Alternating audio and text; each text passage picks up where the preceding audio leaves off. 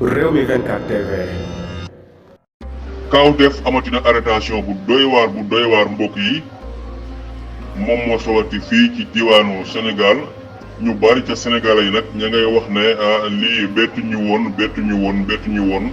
ndax gars yi ku mel comme Papa Ndiaye bi ak Pape Alé Niang moom moomee la ñuy wër loolee waral kii di Papa Ndiaye bu WALFDJRI yoon da ko convoqué woon tey jii ci vendredi 3 mars 2023 bii nag la ñu ko convoqué woon foofee ci gendarmerie kii di Papa Ndiaye ba mu demee foofu nag dañu ko arrêté mu nekk arrestation boo xam ne ñu bari ci Sénégalais yi daal ña ngay wax ne kon daal lii daal kon kanam la jëm ginnaaw bi nga xamee ne def nañ ko Pape Alé Niang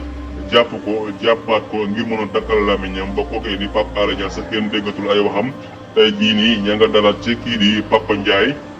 nekk foofee ca WALFDJRI TV Papa Ndiaye moom nag nekkul bii mooy première njëkkoon nañ ko fee jàpp daal di koy tëj ci kaso bi mu daal di fay def ay weer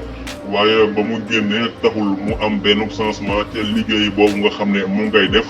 di ko defa ca na ko Sénégalais yi bëggee moom nag la ñu xëy tey jii daal di koy arrêté mu nekk arrestation boo xam ne daal dinay métti journaliste Sénégalais yëpp daal jamono yi ñi ngi wax ne jamono yi kon est-ce que wax wóorati na sax ndax boo waxee ña ngay diglu la ngay wax saa su ne suba ak ngoon guddeeg bëccëg di la topp di xool benn erreur boo mën a def ñu daal di lay jàpp daal di lay dugal ci kaso bi ngir mën a tëj sa làmmiñ loolee la ñu nemmeeku mbokk yi ci diwaanu Sénégal Ndiaye daal lii moom moo fi am jamono yi ñu toll nii mu doon lu doy waar loo xam ne léegi daal wax fi dëgg wala def fi sa liggéey te na ko yoon bëggee wala nga def sa liggéey ni ko Sénégal yi bëggee daal dañu ko fiy tere arrestation boo xam ne tegul fenn moom la ñu lay jàppee daal di lay téye ba saa yu leen neexee ñu daal di lay bàyyi nga dem sa yoon lii moom la ñu nemmeeku ci diwaanu Sénégal mbokk yi jaa ngeen jëf.